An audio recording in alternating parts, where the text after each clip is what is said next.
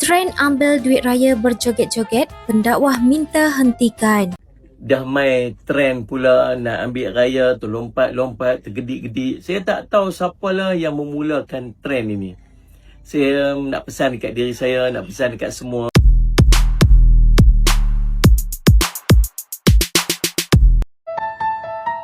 Jangan dibuat lagi tahun ni trend ambil duit raya berjoget-joget, tua muda jadi hilang sopan dan sifat malu. Itu pesanan penceramah bebas Ustazah Asma Harun kepada masyarakat umum supaya tidak terpengaruh dengan trend berjoget ketika menerima duit raya. Beliau berkata ia perlu dilakukan dengan penuh adab dan adat. Tahun lalu beliau dilaporkan turut menitipkan pesanan yang sama kepada orang ramai. Menerusi satu hantaran di Facebook, beliau meluahkan rasa kecewa kerana ramai wanita Islam pelbagai peringkat umur mengikuti trend tersebut.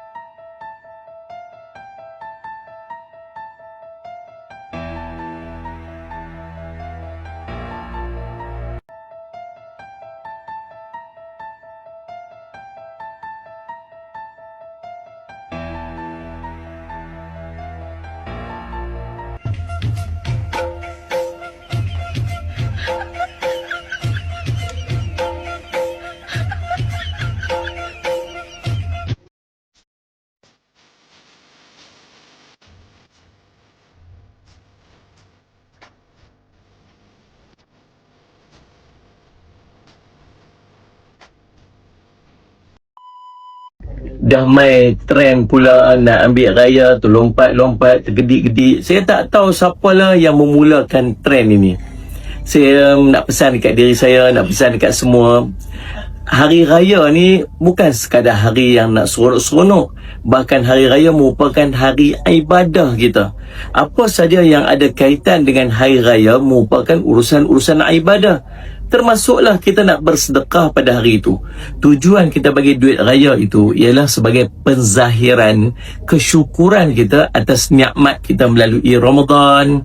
Kita dapat beribadat dalam bulan Ramadan dengan sempurna, diberikan kesihatan, kekuatan, sampailah kita diberikan kurniaan pahala yang berlipat kali ganda. Kemudian kita dapat hari raya, maka penzahiran kegembiraan itu kita zahirkan dengan kita bersedekah. Sedekah tu kita raikan anak-anak kecil, raikan orang yang memerlukan dengan kita bagi kita sebut sebagai duit raya. Maka dia sebahagian daripada urusan ibadat.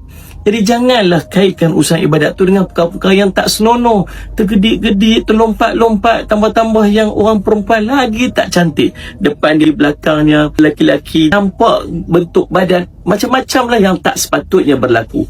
Maka tolonglah jangan duk bawa trend-trend yang bukan-bukan ni. Ingat hari raya bukan hari biasa-biasa, tetapi dia merupakan hari ibadah di sisi kita orang Islam, insya-Allah.